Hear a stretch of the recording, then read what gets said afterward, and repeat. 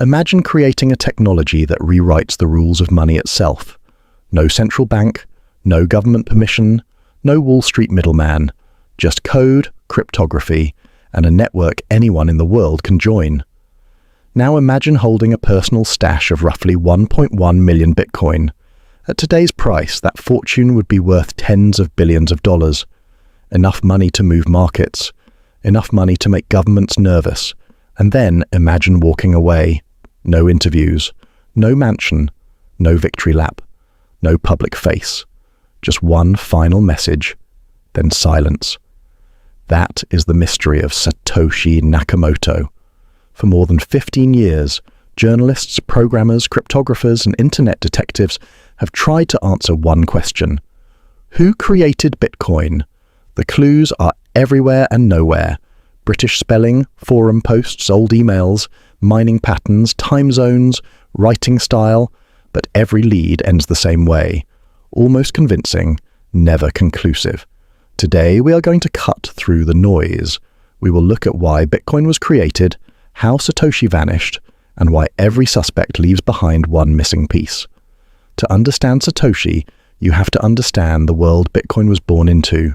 In 2008, the global financial system was not just unstable, it was collapsing in public. Banks failed, bailouts exploded, governments printed and borrowed at historic scale, and ordinary people watched the institutions that caused the crisis get rescued while families lost homes and jobs. Trust was broken, not slightly damaged, broken. And Bitcoin's first message was not subtle. Hidden inside the first block was a newspaper headline about bank bailouts. That message told you everything. Bitcoin was not just software, it was a response, a protest against a financial system where a small group could make catastrophic decisions and still be saved by everyone else. But Satoshi did not appear from nowhere. Bitcoin grew out of a decades-long movement called the cypherpunks. These were cryptographers, programmers, and privacy activists who believed code could protect freedom. They had been trying to build digital cash for years. The dream was simple: money that could move online without banks watching every transaction. Private, digital, borderless. But every attempt hit the same wall: double spending. If digital money is just data, what stops someone from copying the same coin and spending it twice? That was the impossible problem. Centralized companies could solve it by keeping a master ledger, but the cypherpunk dream required something harder: a money system with no central referee. Then, on October 31st, 2008, a 9-page white paper appeared on a cryptography mailing list. The title was boring. The consequences were not. Bitcoin, a peer-to-peer electronic cash system. Satoshi's idea combined old pieces in a new way. Cryptography, proof of work, a public ledger, a chain of blocks, incentives for miners. Together, they created a system that did not need trust in a single institution. This was the breakthrough. Instead of asking one authority to prevent double spending, Bitcoin asked thousands of computers to agree on one history, then rewarded them for protecting it. On January 3rd, 2009, the Bitcoin network came alive. The first block was mined. The experiment had officially left the white paper and entered the real world. At first, almost nobody cared. There was no price chart, no exchanges, no billionaires, no laser eyes. Just a few curious programmers running strange software on ordinary computers. One of the first people to take it seriously was Hal Finney, a legendary cypherpunk and cryptographer. He downloaded the software, helped test it, and received the first known Bitcoin transaction from Satoshi. That detail makes Hal Finney one of the most fascinating suspects. He had the technical skill, he had the ideology, he was there from the beginning, and he lived in the same town as a man actually named Satoshi Nakamoto. But Finney denied being Satoshi, and there is no definitive proof he created Bitcoin. The evidence makes him important. It does not close the case. Another major name is Nick Szabo. Years before Bitcoin, Szabo designed BitGold, a concept that looked remarkably close to what Bitcoin later became. Szabo understood digital scarcity before almost anyone else. He wrote about smart contracts, decentralized systems, and money outside government control. On paper, he fits the profile almost too well. But Szabo has denied being Satoshi, and again the gap remains. Similar ideas are not identity, influence is not proof. Then there is Adam Back, creator of Hashcash, the proof-of-work system that Bitcoin directly referenced. Back had the cryptographic background, the cypherpunk history, and the technical credibility. Because Satoshi cited Hashcash and communicated with Back early on. But Back has repeatedly denied being Satoshi, and the hard evidence still does not cross the line from possible to proven. There was also Dorian Nakamoto, the man dragged into the spotlight by a magazine investigation. His name matched. His life became chaos. But the claim collapsed under scrutiny, and he denied creating Bitcoin. That moment revealed the danger of the hunt. When the world wants a mystery solved badly enough, it can turn weak evidence into a life-changing accusation. And then came Craig Wright. He publicly claimed to be Satoshi Nakamoto, but the claim triggered years of controversy, lawsuits, technical challenges, and widespread rejection from much of the Bitcoin community. In Bitcoin, talk is cheap, proof is simple. If someone controls Satoshi's earliest coins or private keys, they can sign a message. No press conference needed, no documentary needed, just cryptographic proof. And that is the brutal standard every suspect faces. You do not need to convince Twitter. You do not need to convince journalists. You need to convince the blockchain.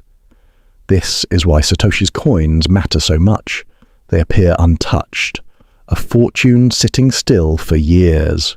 No luxury purchases. No obvious liquidation. No public movement that proves the creator is alive, dead, or watching. That silence is what makes the mystery powerful. A normal founder would cash out. A normal billionaire would want recognition. A normal person would eventually make one mistake. Satoshi did none of that. One theory says Satoshi disappeared because anonymity protected Bitcoin. If the creator had stayed, every argument, upgrade, lawsuit, and political fight would revolve around one human being. By leaving, Satoshi removed the king. Bitcoin would have no CEO, no founder on television, no central personality to pressure, arrest, bribe, worship, or blame. That decision may be Satoshi's most important contribution after the code itself. The disappearance turned Bitcoin from an invention into a movement. But another theory is darker. Maybe Satoshi is gone because Satoshi cannot return. Maybe the person died, lost access, or became physically unable to prove anything. There is also the group theory. Maybe Satoshi was not one person. Maybe the name represented a team of cryptographers who combined their skills and then agreed to vanish behind one identity. That theory explains the range of expertise. Bitcoin required cryptography, economics, networking, game theory, programming, and an understanding of monetary history.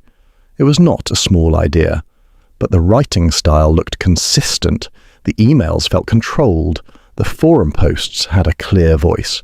If it was a team, they were disciplined enough to sound like one mind. Then there is the intelligence agency theory. Some people believe Bitcoin was too elegant, too strategic, and too perfectly timed to be the work of a lone outsider. But this theory has the same problem as every other theory. Evidence. Suspicion is not proof. Timing is not proof. Sophistication is not proof. The truth is that Satoshi may have designed the mystery as carefully as the money. Minimal personal details, no face, no voice, no sloppy confession, no coins moving from the obvious wallets. That level of discipline is rare. Most people leak identity through ego. They brag, they slip, they seek credit. Satoshi's greatest defense may have been the one thing most founders cannot control: restraint. And that restraint created one of Bitcoin's biggest advantages. Nobody can summon the founder to change the rules. Nobody can ask Satoshi to reverse a transaction. Nobody can pressure the creator to print more coins. This is why the mystery is not just gossip, it is part of the design. The missing founder protects the idea from becoming a personality cult. Still, the question refuses to die. Because whoever Satoshi is, they changed the world. They created a monetary asset, a global network, an industry, a culture, and a financial debate that refuses to go away. Supporters see Bitcoin as digital gold. Critics see speculation. Governments see a challenge. Investors see volatility. But everyone agrees on one thing. Satoshi created something that cannot be ignored. And the craziest part is this. The founder has no visible control, no public identity, and no active leadership role. Yet the system keeps running. That is the real financial innovation, not just digital money. A system designed to survive the disappearance of its creator. Most companies panic when a founder leaves. Bitcoin became stronger. No CEO risk. No founder scandal risk. No cult of personality deciding the future from a boardroom. So who is Satoshi Nakamoto? Hal Finney? Nick Szabo? The honest answer is this. We do not know. And anyone pretending the case is closed without cryptographic proof is selling confidence, not truth. That is what makes this story different from every other billionaire mystery. Satoshi does not need to hide behind lawyers, security guards, or public relations. Satoshi hides behind math. And math does not care about rumors. It does not care about documentaries. It does not care about ego. Either the keys prove it, or they do not. Until that proof appears, Satoshi remains exactly what Bitcoin almost needed him to be. A ghost, a founder without a face, a billionaire without spending, a creator who built a system and then refused to stand above it. Maybe that was the plan all along. Maybe the greatest trick Satoshi ever pulled was not creating Bitcoin. It was making sure Bitcoin could outlive Satoshi. Because in traditional finance, power sits in buildings, boards, central banks, and executive offices. In Bitcoin, power is supposed to sit in the rules of the network. That is why the mystery matters. If Satoshi returned tomorrow, it would shake the market. But if Satoshi never returns, the myth gets stronger. The greatest mystery in finance is not just who Satoshi is. It is whether the world's most famous anonymous creator understood something most founders never do. Sometimes the most powerful thing you can do is disappear. So what do you think? Was Satoshi Nakamoto one person, a team, a genius programmer, or someone hiding in plain sight? Drop your theory in the comments, hit subscribe, and I will see you in the next one. If you enjoyed the story of who is Satoshi Nakamoto, the greatest mystery in finance, then you'll love the story of why Blockbuster failed and Netflix took everything. Click the video on your screen now. I'll see you there.